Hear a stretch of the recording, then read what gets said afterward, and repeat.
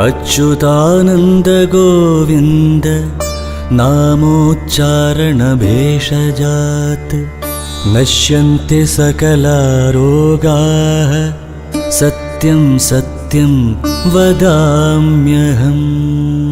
ഭാരതത്തിലെ അപൂർവം ധന്വന്തരി ക്ഷേത്രങ്ങളിൽ ഒന്നാണിത്. മഹാവിഷ്ണുവിന്റെ അവതാരവും രോഗനിവാരണ ദൈവവുമായ ധന്വന്തരി കുടിയിരിക്കുന്ന എരുമപ്പെട്ടി ഗ്രാമപഞ്ചായത്തിലെ നെല്ലുവായി ഗ്രാമത്തിൽ പടിഞ്ഞാറോട്ട് ദർശനമായി നിൽക്കുന്ന ക്ഷേത്രത്തിന്റെ മുന്നിലായി വലിയൊരു അരയാൽ മരമുണ്ട്. ഹൈന്ദവ വിശ്വാസപ്രകാരം അരയാലിന്റെ മുകളിൽ ബ്രഹ്മാവും നടുക്ക് വിഷ്ണുവും അടിയിൽ ശിവനും കുടികൊള്ളുന്നു എന്നതാണ്. അരയാൽ ത്രിമൂർത്തി സങ്കല്പമായി കണക്കാക്കപ്പെടുന്നു. ക്ഷേത്രത്തിന്റെ വടക്ക് പടിഞ്ഞാറും തെക്ക് പടിഞ്ഞാറും ഭാഗങ്ങളിലായി 2 കുളങ്ങളുണ്ട്. ആദ്യത്തെ പ്രധാന കുളം ശാന്തിക്കാരും ഭക്തരും ഉപയോഗിക്കുന്നതാണ്. രണ്ടാമത്തേത് കൊക്കരണിക്കുളം എന്നാണ് അറിയപ്പെടുന്നത്. പടിഞ്ഞാറെ നടയിൽ തന്നെ വലിയൊരു ഗോപുരം, അകത്തേക്ക് കടന്നാൽ വലിയ നടപ്പുര. കൊടിയേറി ഉത്സവമില്ലാത്തതിനാൽ ക്ഷേത്രത്തിൽ കൊടിമരമില്ല. കിഴക്കേ നടയിൽ ദേവസ്വം വക ആയുർവേദ ഡിസ്പെൻസറിയും പ്രവർത്തിക്കുന്നുണ്ട്. തെക്ക് കിഴക്ക് മൂലയിലായി ഒരു കൊച്ചു ശ്രീകോവിൽ നിർമ്മിച്ചിട്ടുണ്ട്. അവിടെയാണ് ചെറുദേവരുടെയും വരാഹമൂർത്തിയുടെയും പ്രതിഷ്ഠകൾ. ചെറുദേവർ വിഷ്ണു സങ്കല്പത്തിലാണ് ആരാധിക്കപ്പെടുന്നത്. അവിടെയുള്ള വരാഹമൂർത്തിയുടെ വിഗ്രഹം അതിവിശേഷമാണ്. തേട്ടയിൽ ഭൂമിദേവിയെ ഉയർത്തി നിൽക്കുന്ന ചതുർബാഹുവായ ഭഗവാനാണ് ഇവിടെ വരാഹമൂർത്തി.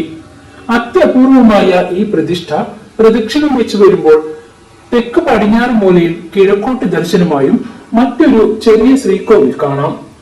അയ്യപ്പസ്വാമിയാണ് ഇവിടെ പ്രതിഷ്ഠ. ആദ്യകാലത്ത് നാലമ്പലത്തിനകത്തിരുന്ന് അയ്യപ്പന് ദേവപ്രശ്നത്തിന്റെ ശേഷമാണ് പുറത്തേക്ക് മാറ്റിയത്. 2 അടി ഉയരം വരുന്ന അയ്യപ്പന്റെ വിഗ്രഹം കിഴക്കോട്ട് ദർശനമായി പ്രതിഷ്ഠിക്കപ്പെട്ടിരിക്കുന്നു. ശബരിമലയിലെ അയ്യപ്പന്റെ രൂപസാദൃശ്യം ഈ വിഗ്രഹത്തിനുണ്ട്. ദ്വാപര യുഗത്തിൽ ശ്രീകൃഷ്ണന്റെ മാതാപിതാക്കളായ വസുദേവരും ദേവകിയും ധന്വന്തരി വിഗ്രഹത്തെ പൂജിച്ചതായി വിശ്വസിച്ചു വരുന്നുണ്ട്. ഈ വിഗ്രഹം ക്ഷേത്രത്തിലെത്താൻ കാരണമായ ഒരു കഥയുമുണ്ട്. വേദത്തിന്റെ നാഥനായ ധന്വന്തരിക്ക് ഒരു ക്ഷേത്രം നിർമ്മിക്കണമെന്ന് നെല്ലുവായി ദേശവാസികൾ തീരുമാനിച്ചു. അവിടെ പ്രതിഷ്ഠിക്കാൻ ഉചിതമായ ഒരു വിഗ്രഹത്തിനായി അടുത്തുള്ള മുരിങ്ങത്തേരി എന്ന സ്ഥലത്ത് ഒരു ചെറിയ കുന്നിൽ നിന്നും കൃഷ്ണശില കൊണ്ടുവന്ന് അതിൽ വിഗ്രഹം നിർമ്മിച്ചു.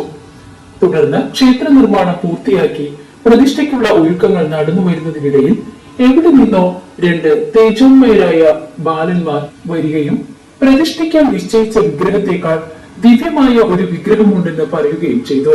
തുടർന്ന് അവർക്കൊപ്പം സമീപത്തുള്ള പറമ്പിലേക്ക് പോവുകയും അവിടെ വെച്ച് നാട്ടുകാർ ഒരു വിഗ്രഹം കണ്ടെത്തുകയും അത് ക്ഷേത്രത്തിൽ പ്രതിഷ്ഠിക്കുകയും ചെയ്തു. ആദ്യം പ്രതിഷ്ഠിക്കാൻ നിശ്ചയിച്ച വിഗ്രഹം അടുത്തുള്ള പറമ്പിൽ പ്രത്യേക ക്ഷേത്രം നിർമ്മിച്ച് പ്രതിഷ്ഠിച്ചു. പിൽക്കാലത്ത് അത് ധന്വന്തരി ക്ഷേത്രത്തിന്റെ അകത്തേക്ക് മാറ്റി. ഈ പ്രതിഷ്ഠയാണ് ചെറുദേവർ എന്ന് അറിയപ്പെടുന്നത്. ചെറുദേവരെ മഹാവിഷ്ണുവാണെന്നാണ് സങ്കല്പിക്കുന്നത്.